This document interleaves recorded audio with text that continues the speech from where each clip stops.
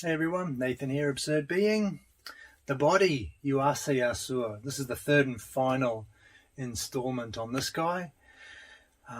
So in the last video we looked at what I liked about the book, what resonated with me from here, and it was all phenomenologically related. It was all related to phenomenology or existentialism. It was all things that Heidegger, Bergson, Merleau-Ponty, Sartre, those guys, that crew have all talked about before and talked about in a lot of depth. So there was a lot of overlap in the last video with those guys, and I tried to point out the similarities. And that's kind of the problem for me, was that what I liked about the book has already been done by this crew. And where he kind of extends those guys is into an area that I don't find myself particularly agreeing with, and it doesn't work for me. So that's the reason ultimately why I hesitate to recommend this, and I probably wouldn't recommend it unless you are Buddhist. Then you'll probably love it. But unless you're fairly tolerant of kind of esoteric, mystical notions, and particularly the Buddhist idea of no ego, then this book, I think, is not really the one to read. But anyway, this video, I'm going to go through what didn't resonate with me in the book. So we'll start by looking at the supernatural. Okay, so there is quite a bit of the supernatural in this, kind of the mystical, the esoteric notions. The chapter on Kukai is particularly full of a lot of Buddhist mysticism and supernatural elements. And it's also the longest, I think it's the longest chapter in the book, which tells us where Yuasa's mind is, where his thinking is going. But yeah, so that was one chapter that I really kind of read through pretty quickly. Didn't have much interest for me. Another element that crops up here is this idea of Satori as a mystical state, nirvana, enlightenment, whatever you want to call it. I'll give you a quote, actually. The self will be filled with the creative power descending from the transcendent metaphysical dimension and become one with the world. So that's straight out of the book. That's exactly the kind of thing that I'm talking about, this mystical state that we can attain, which is from a transcendent metaphysical dimension. This is all...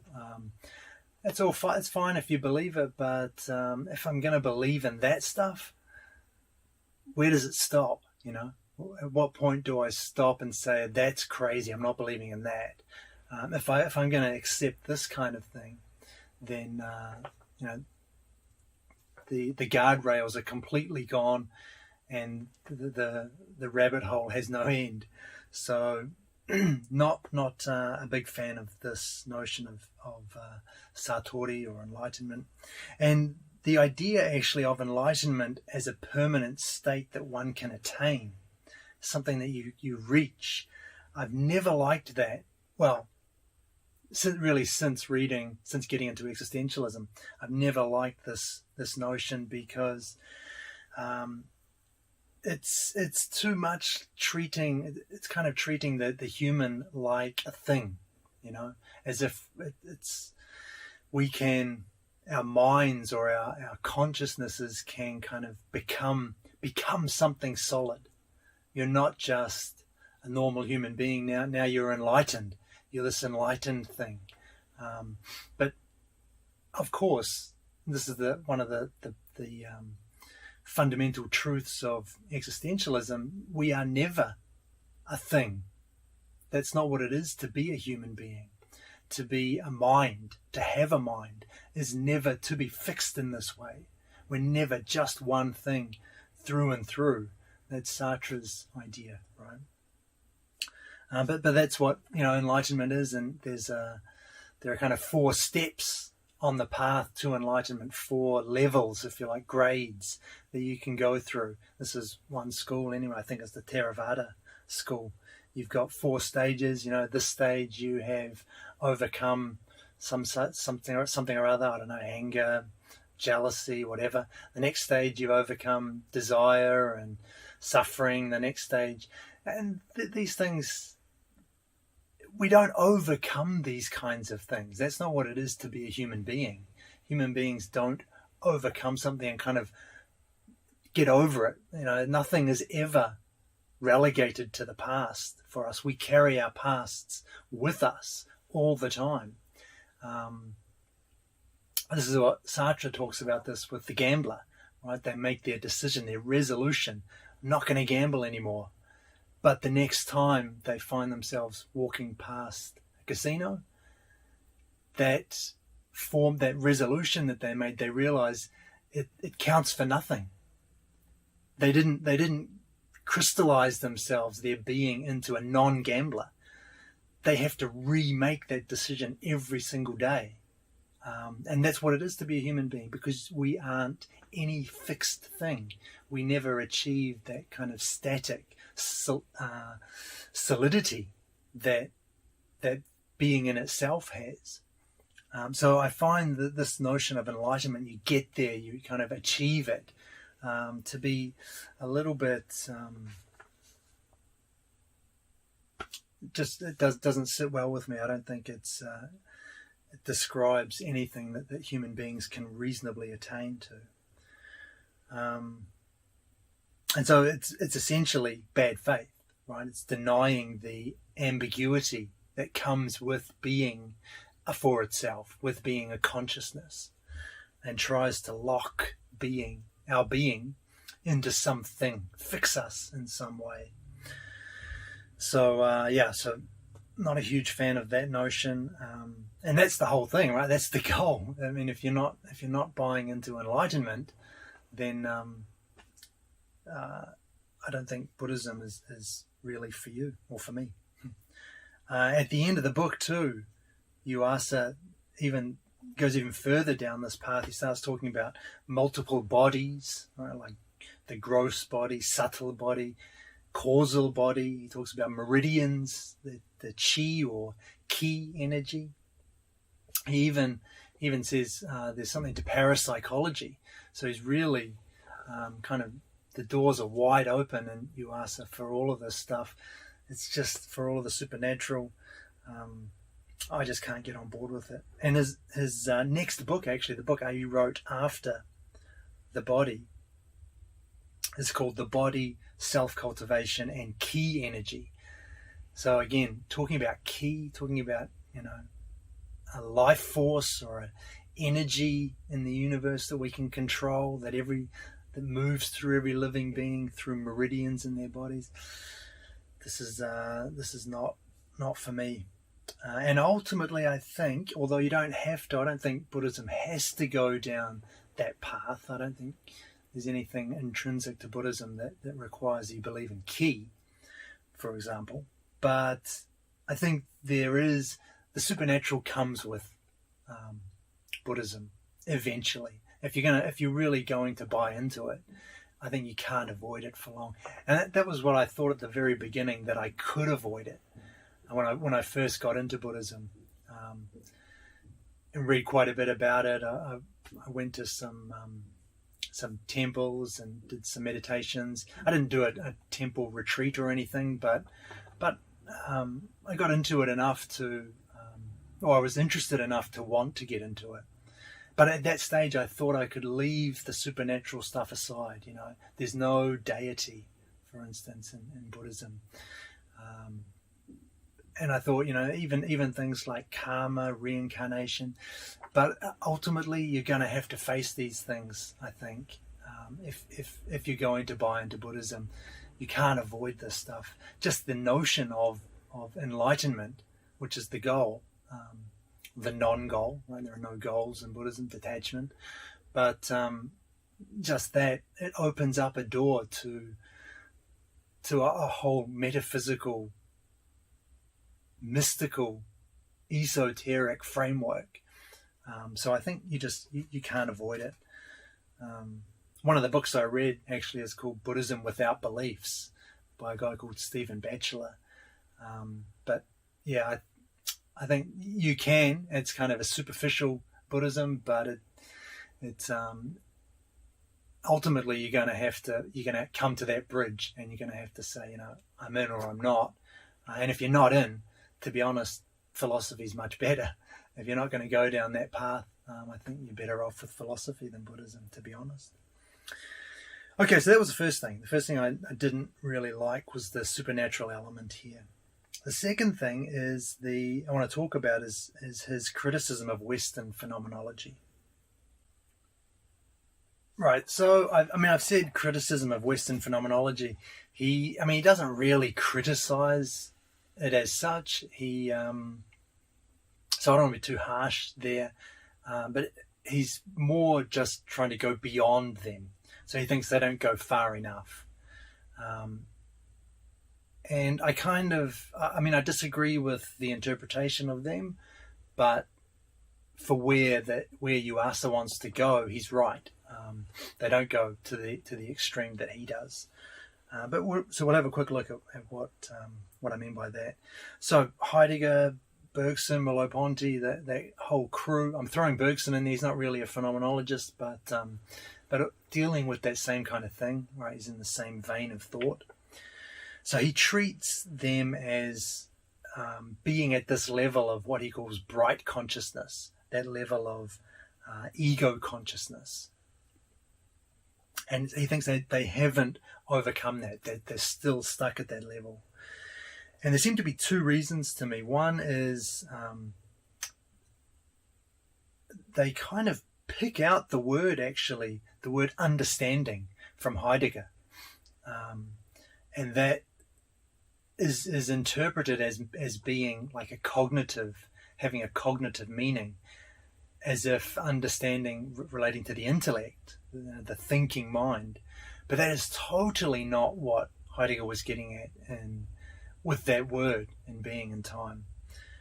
It stood out for me in the body when I read it, which is why I'm mentioning it here. But it also stood out in this guy's book too, Nagatomo. He writes, and he has the same comment to make about Heidegger, that he's stuck at the level of understanding, but that is totally a misreading of Heidegger. But the other reason is that Yuasa's dark consciousness, that the distinction between bright consciousness and dark consciousness, when you get beneath the level of the ego, he treats this as something kind of beyond Heidegger and co, where they go with their everyday investigations, their kind of philosophy of the everyday. That's kind of one way to think about it. They deal with everyday situations. That was the genius, actually, of these guys. Their thought was, instead of looking to the unusual circumstances, they brought philosophy back to the everyday. What is our relation with normal objects around us? And they brought that into focus, and that was the genius, I think, in these guys. That's one of the things I really like about reading them. It's grounded philosophy. It's lived. It's not this abstract kind of in the clouds thinking. It's describing human experience, human life. It's trying to understand that. And so Yuasa wants to go beneath that.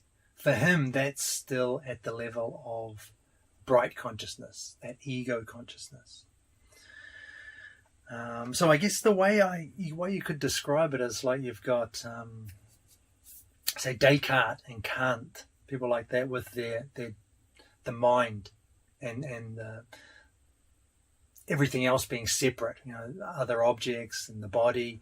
You've got this mind, which is what we really are. That's the fundamental term. So you got that level. Then you've got Heidegger, Merleau-Ponty and co, who want to get beneath this, who don't think that our normal mode of engagement with things in the world is lived at this explicitly intellectual, cognitive level. And so that's where they come in. And so I would say this is the bright consciousness, this is the dark consciousness. This is where we're not explicitly thinking, we're not deliberating, we're just acting. The pencil doesn't, I'm not thinking, what should I do with the pencil? I need to pick it up. I need to move my hand like this in order to write these words. My body just does it. I don't have to think about it. So that for me, that would be bright and dark. But for Yuasa, those two camps, Descartes, Kant, and Co., and Heidegger, Merleau-Ponty, and the phenomenologists, they are in the same category. Perhaps there's still a distinction there, but they're still at the level of bright consciousness for him. He wants to go further beneath that, to the dark consciousness. And that is where we get into this discussion of no ego, which we're going to look at very soon. For me, on this point, I disagree with Yuasa that the phenomenologists, the Heideggers, the Merleau-Ponty's, Bergsons, I disagree that they're anywhere near the same kind of level as the explicitly mind-centered philosophies of people like Descartes and Kant. So I feel like there is kind of a little bit of a misrepresentation there in the way that Yuasa groups them together. But I can see how it makes sense in Yuasa's framework. So that those guys are all bright consciousness, he wants to go beneath that. He wants to get rid of everything related to the self.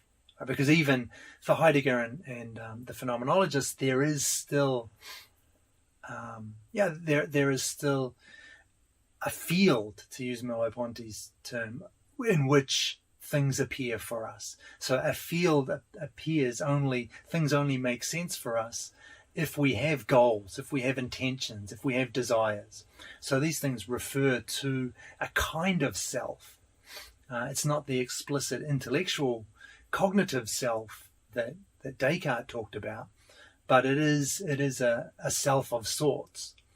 And I get that Yuasa wants to go beneath that. He wants to get to complete no self, no ego. And that's where we're going to go now, and we'll have a look at why I think that is kind of a tough sell. So let's have a look at the no ego. Right, so no ego. This is probably the biggest sticking point for me. And it's the core of Buddhism, and it's the core of the book, and it's the core of this book too. And it's the core of the other one that I've read. And it's just because that's what it is. It's at the center here.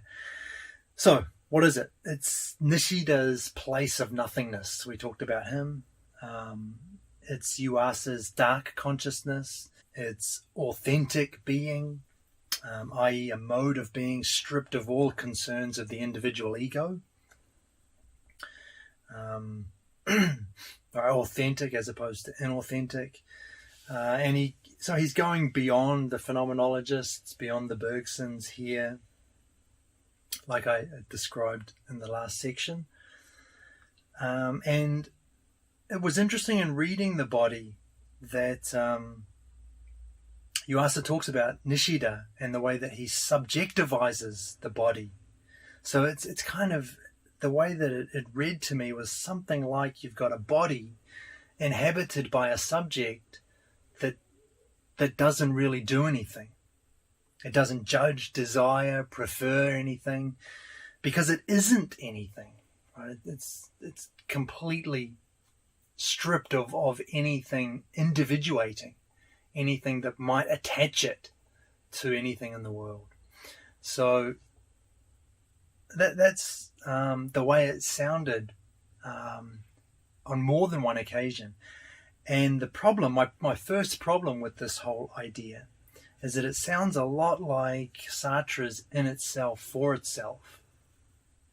If you've read Being and Nothingness, where he says Sartre says the goal of human beings, which we can't avoid, our goal, because we are this for itself, which is a transcendent freedom. It's never anything. It is what it is not, and is not what it is, and it wants to be something. It wants to ground its existence, its being. And so the only way it can do that is to be in itself, to be something certain, something fixed, something concrete. And this is kind of what I felt on more than one occasion reading the body. This is where Yuasa's he's kind of flirting with this notion anyway, if it's not explicitly Sartre's in itself, for itself.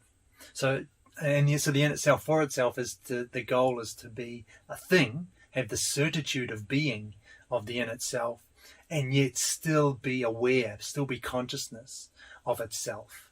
So that's why he calls it the in itself, for itself, a blend of the two, which is impossible.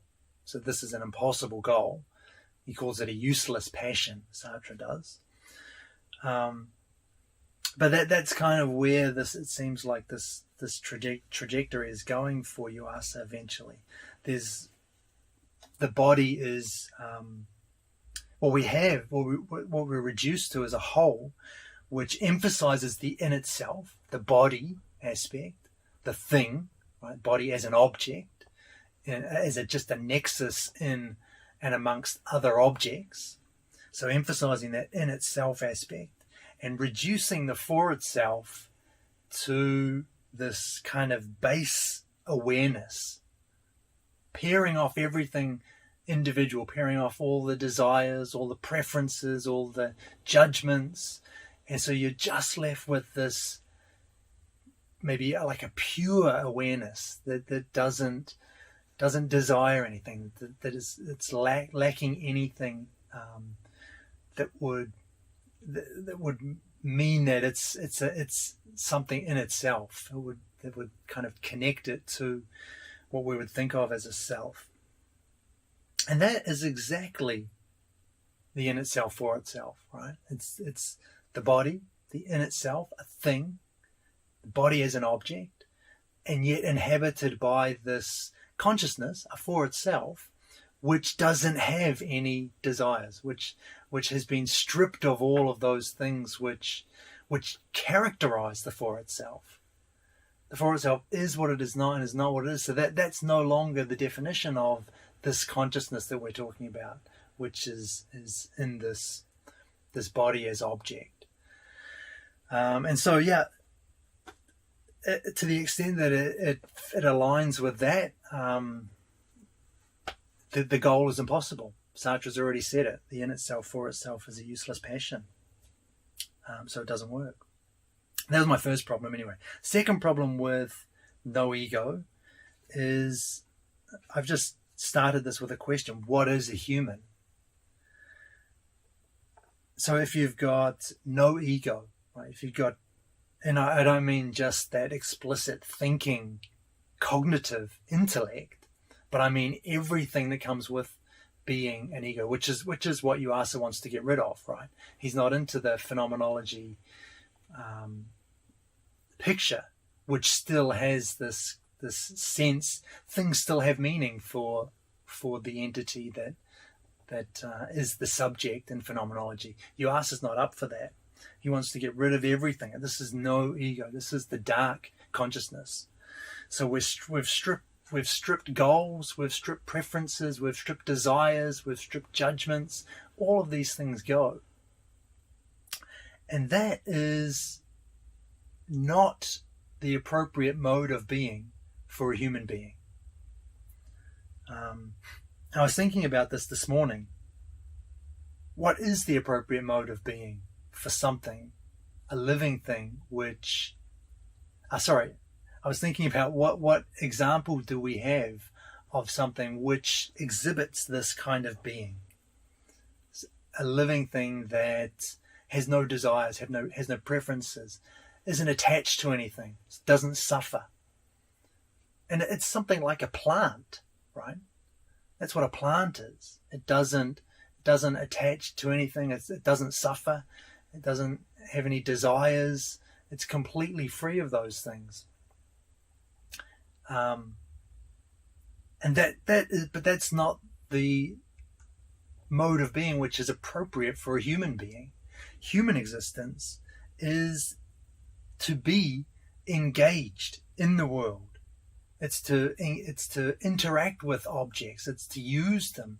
It's to live a life, not to just be this thing that kind of floats through the world, reacting naturally, reacting like a plant, right? Something pushes, you yield. When it goes away, you move back. Just that kind of almost inert existence. To be a human being is to be active, to be engaged, to have desires, to have preferences. That is what it is to be a human being. And so there's kind of a fundamental disagreement here. And you can disagree with me on this, or like a Buddhist could disagree with me on this, I think, and say that is not, or that is the normal mode of being, but there's another one you can attain to, perhaps. But for me, to be a human being is to be fundamentally engaged. Yes, that comes with things like suffering, but so be it. That's just the way it is. I accept that. But yeah, so again, this idea of no ego, stripping away all of this stuff, that to me that's not even a human life. And in Buddhism, then, with this notion, ultimately detachment is kind of raised, it's elevated onto a platform, onto a pedestal. To be detached is the goal, right? Non-attachment. Not for me. Human existence is about getting in. It's about getting dirty. It's about getting attached. It's about loving and having your heart broken. It's about trying to do something and failing. This is all what life is supposed to be. That detached kind of, that spectator consciousness. Bergson talks about it. That's not what we are fundamentally. We are engaged. We're about practical activity, action. So detachment is good advice, I think, in a specific situation. Don't get too caught up with it. Don't, it's good to sometimes step back from the situation, give yourself some perspective. Definitely not a good motto for living a human life. And in fact, I don't think this can actually be lived.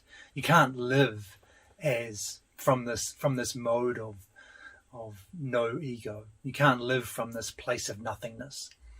You can't function in the world. I think that's pretty clear. So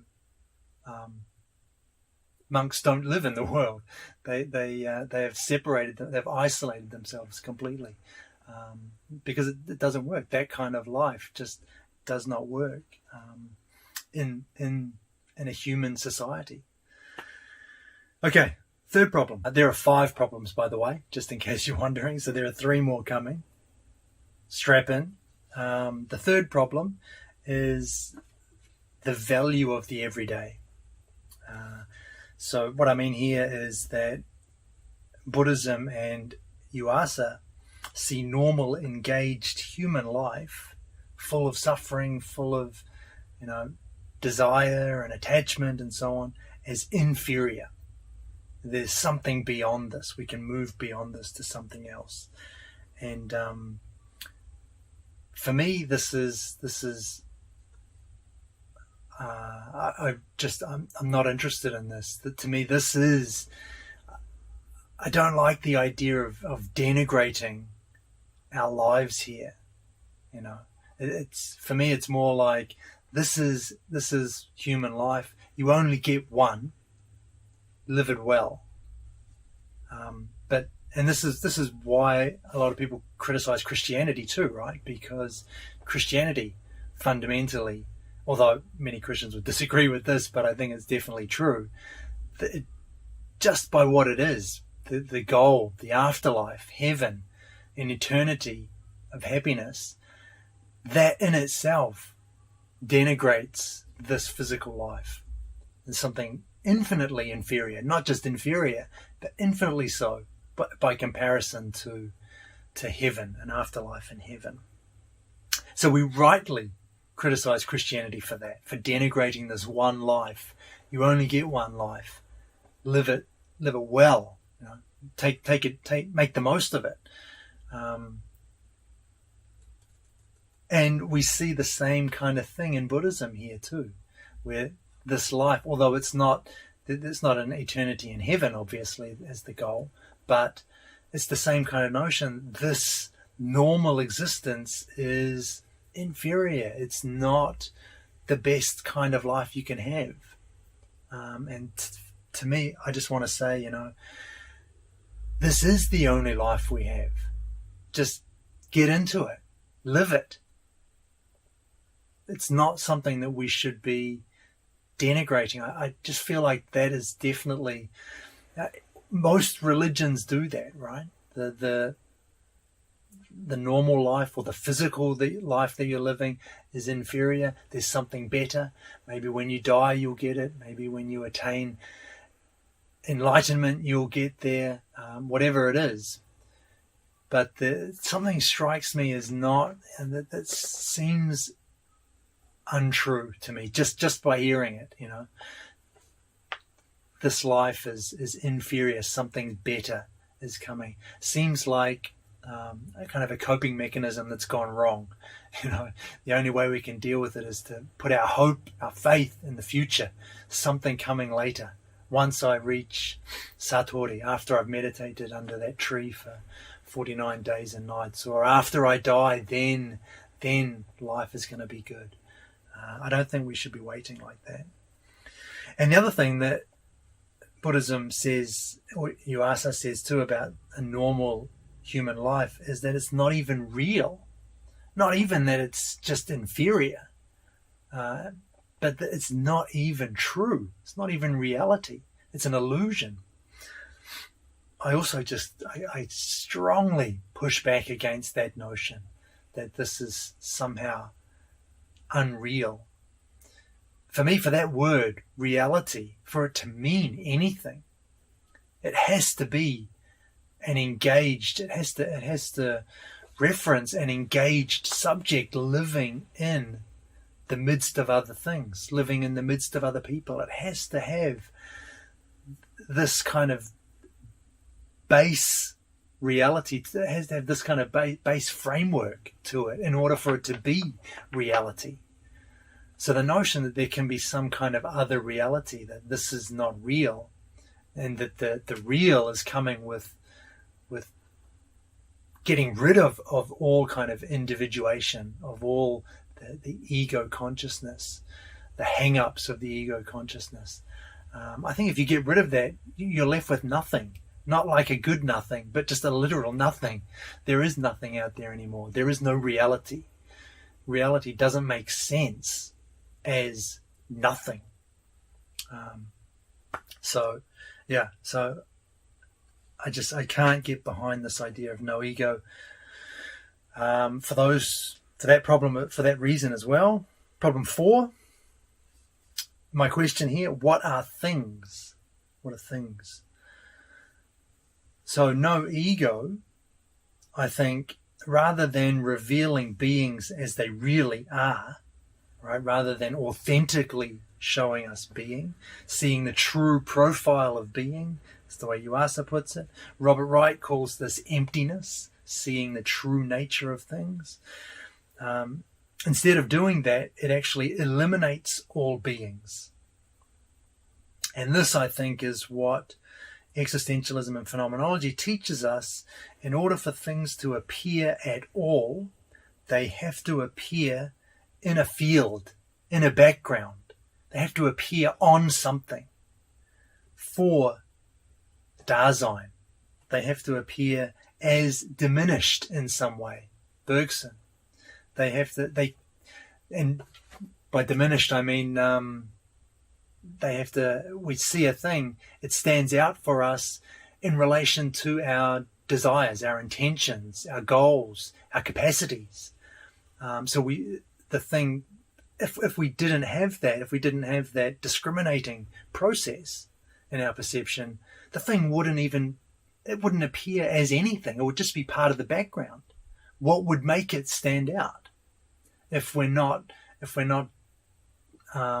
interested in it, right? If we're not interested for some reason, for some goal that we have, for some purpose that we're moving towards, then you don't even get things. You don't get objects if you strip away this base kind of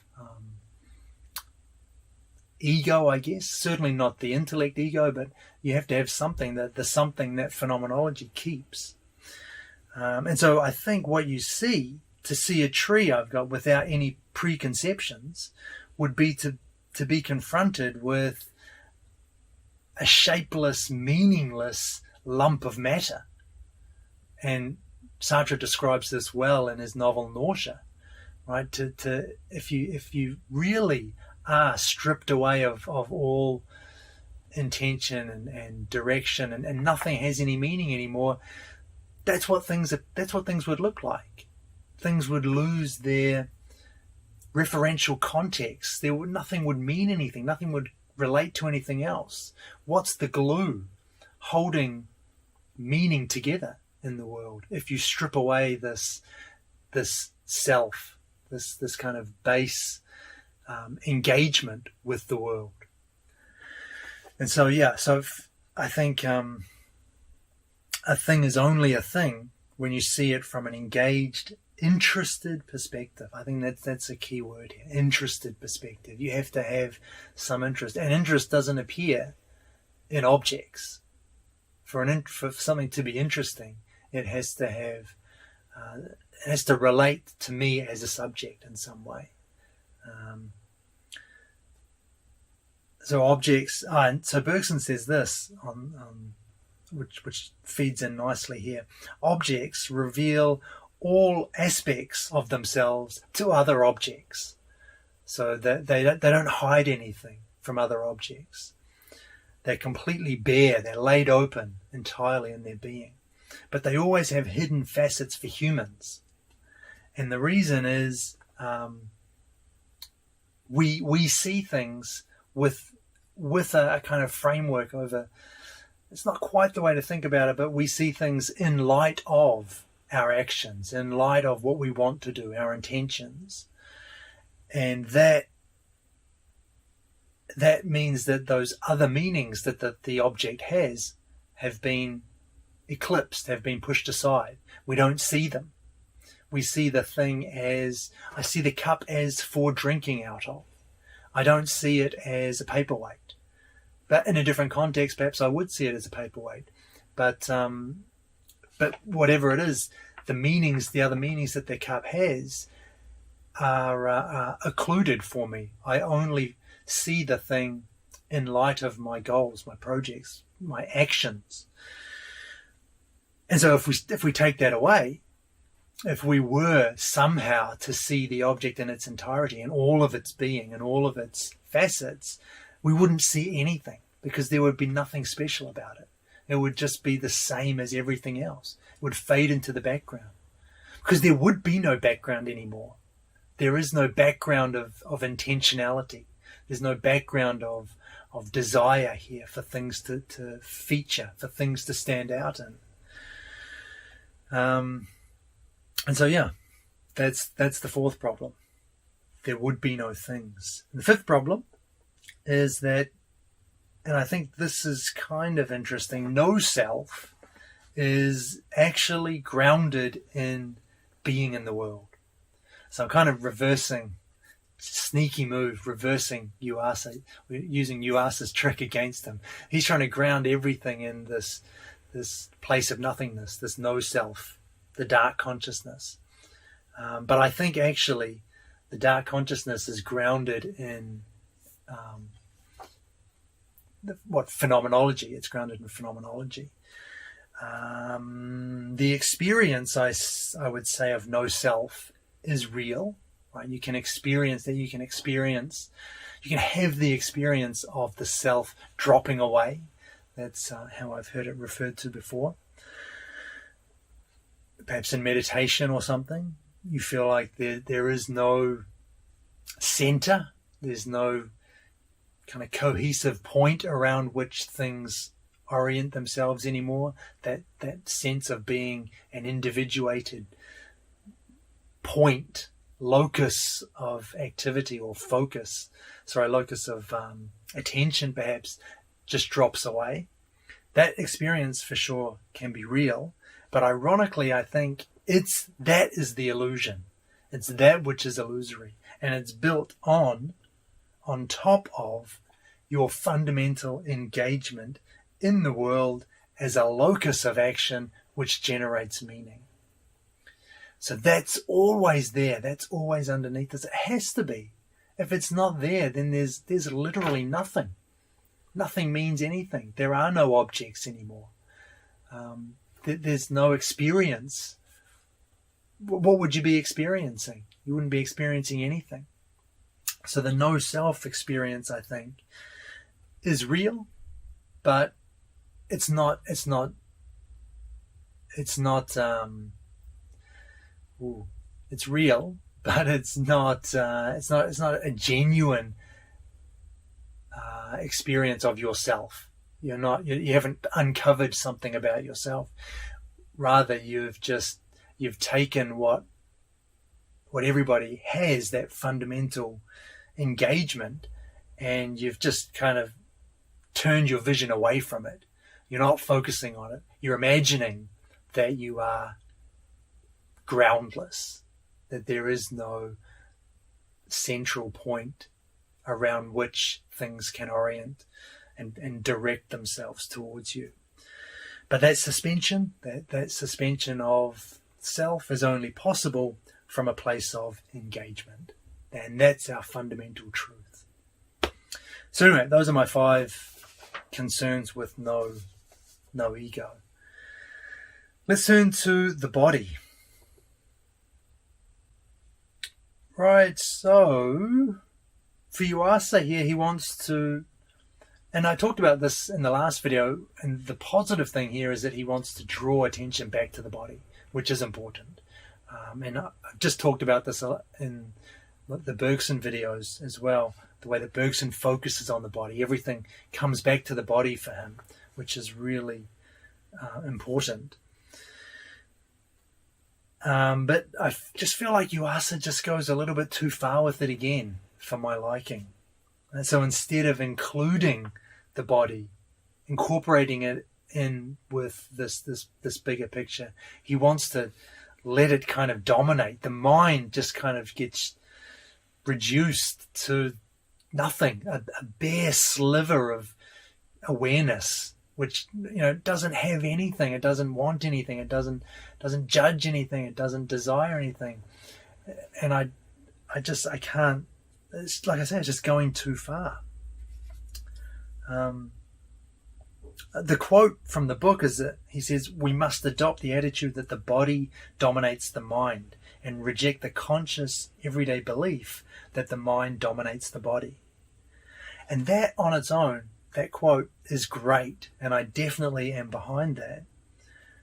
But again, like, to the extent that we go so far and that the mind becomes just this shadow of its former self, I can't get behind that. I feel like the mind-body connection that we were looking for, that I was looking for, is more like body and this tiny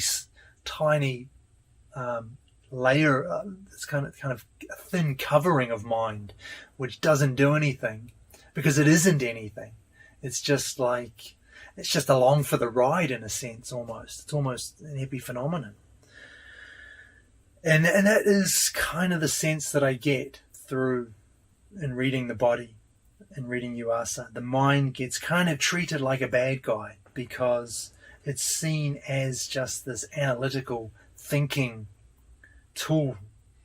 But this is what I've tried to express earlier. The mind also allows that background field, what I've called a field following Merleau-Ponty, in which experience can take place.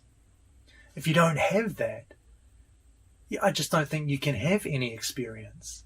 There is no experience of no self there if you don't have that, if that field isn't opened up in the first place. And that's not something that the body does. That's something that the mind does.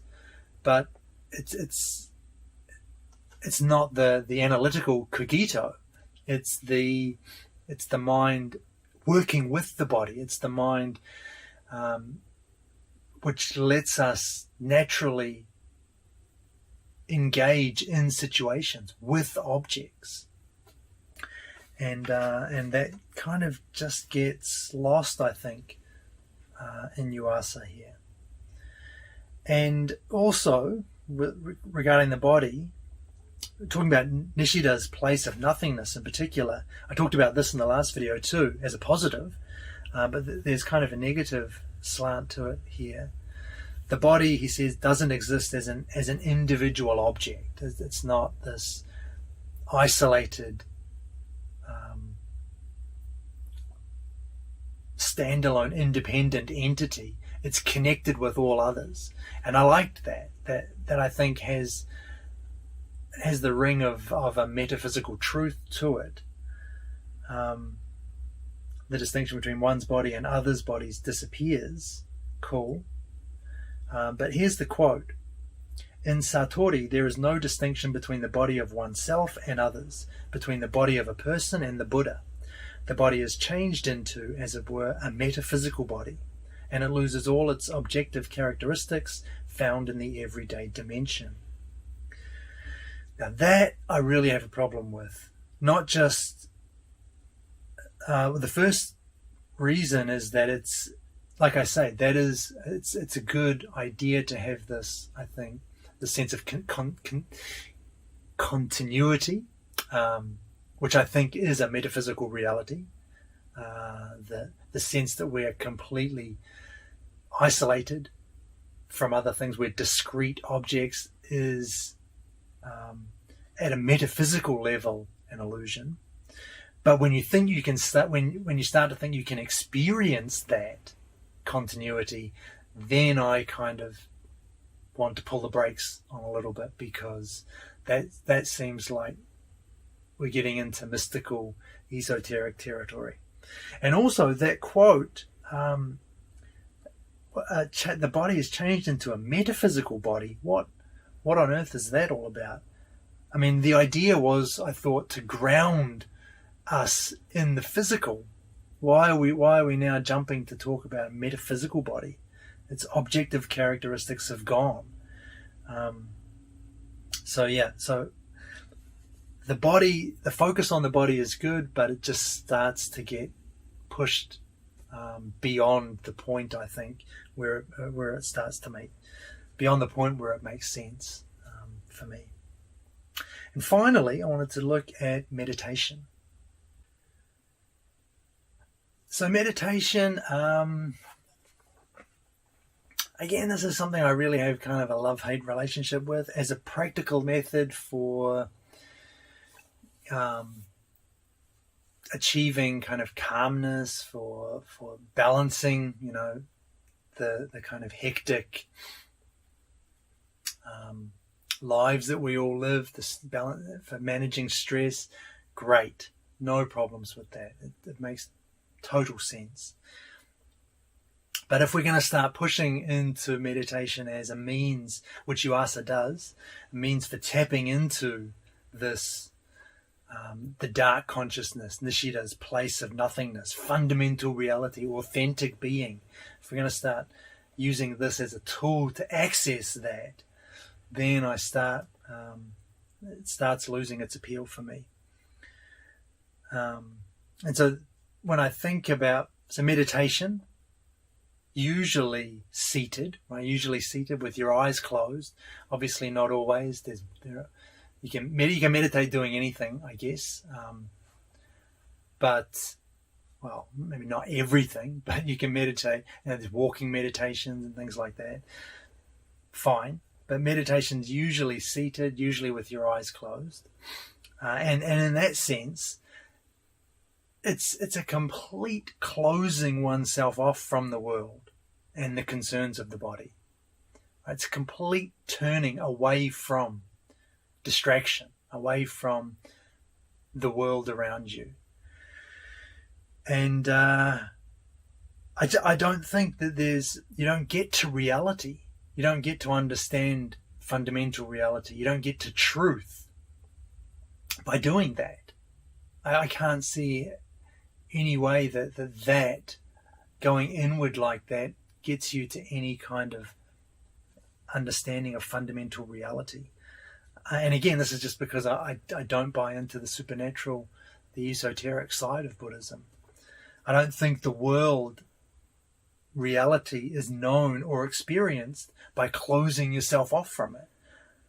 It's known, it's experienced when you, quite the contrary, when you throw yourself into it, when you are immersed in the world. That's when you're living. That's when you know stuff. That's when you understand things. It's not when you've closed yourself off from the world.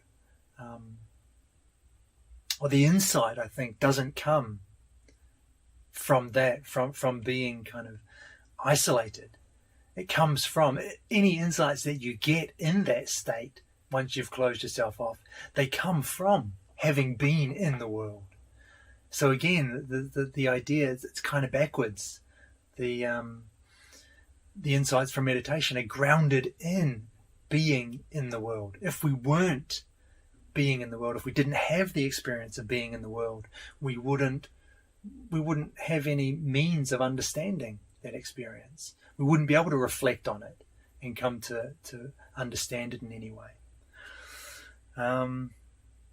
So either that's your meditation seated, eyes closed, or the other way meditation is often talked about these days is as mindfulness, right? Mindfulness meditation, which is basically just paying attention, right, to yourself, to your experience, to your feelings, to whatever happens, to whatever crops up around you and internal to you.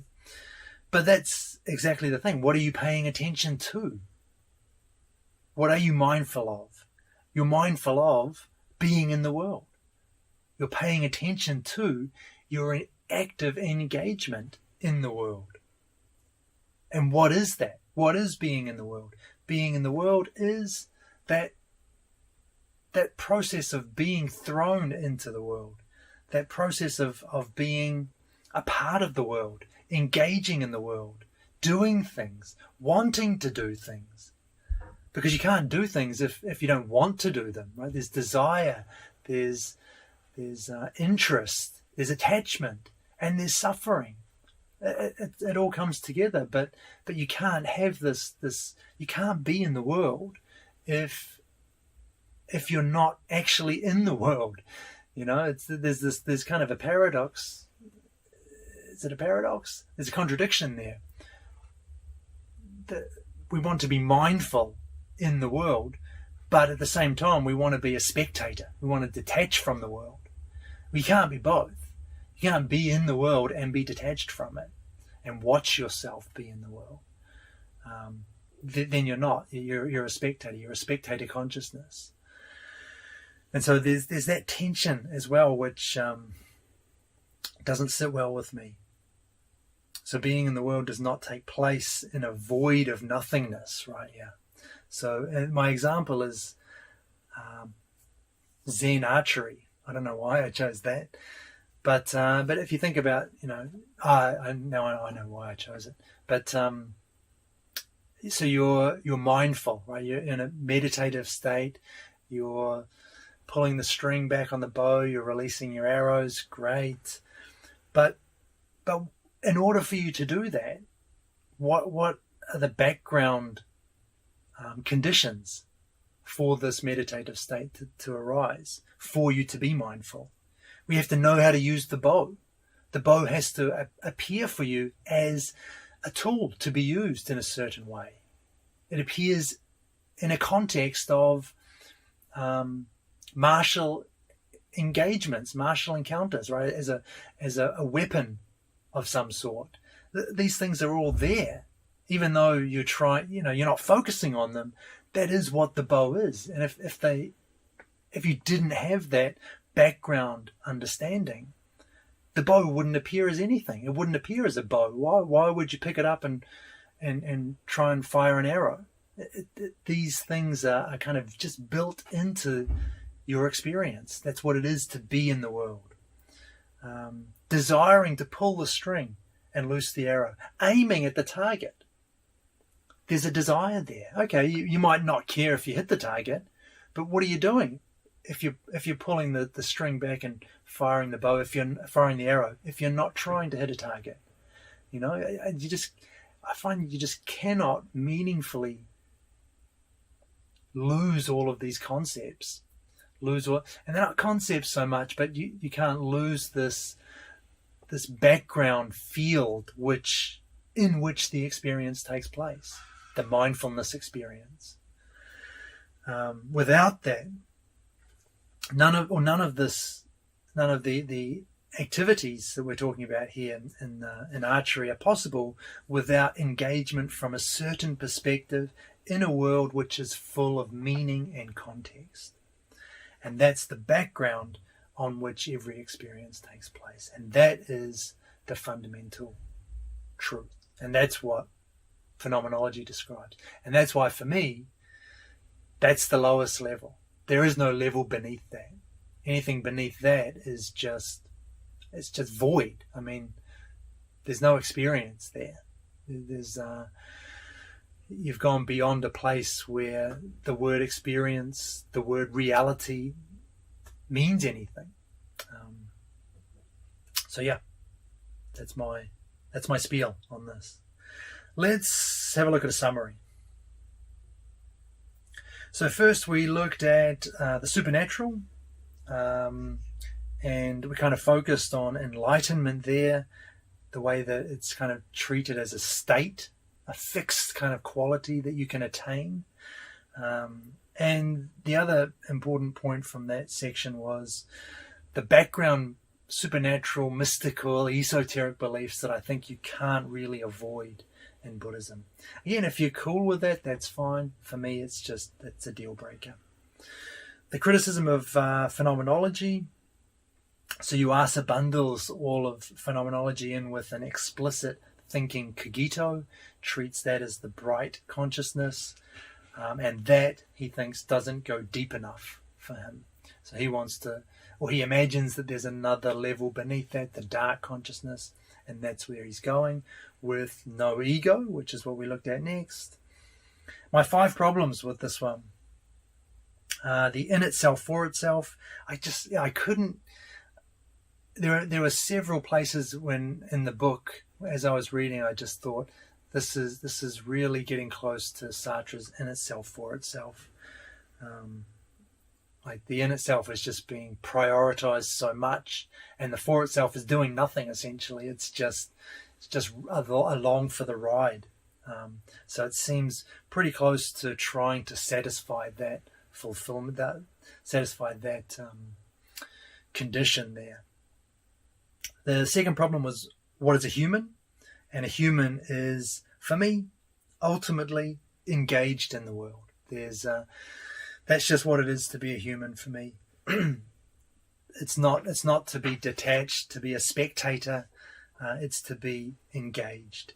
And so no ego didn't really fit with that. The third problem was the value of the everyday. So Buddhism kind of ends up denigrating the everyday. It's something inferior.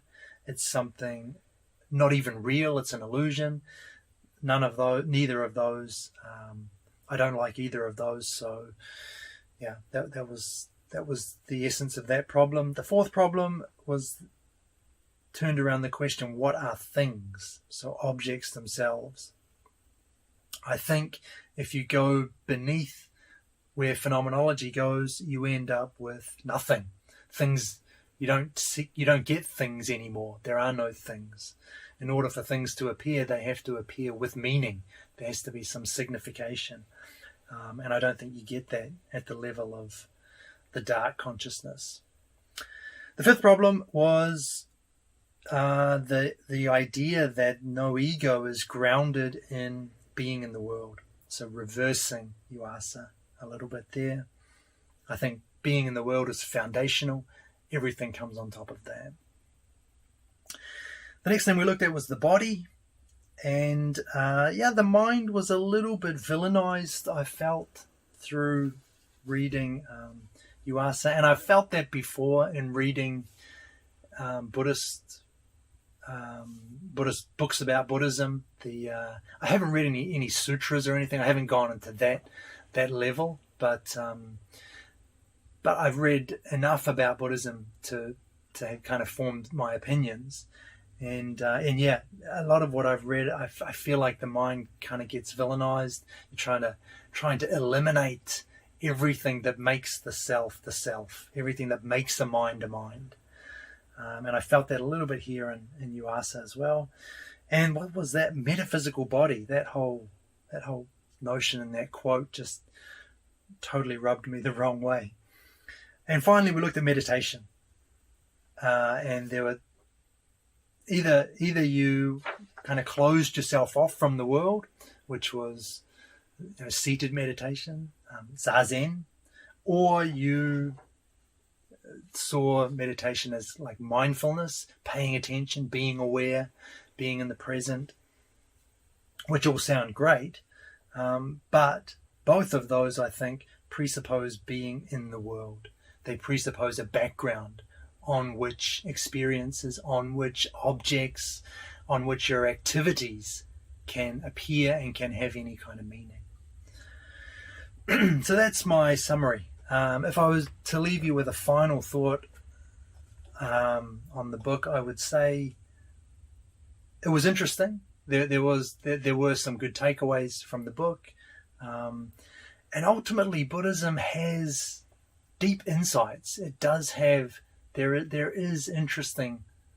interesting things in Buddhist texts, but ultimately for me at least, it goes too far.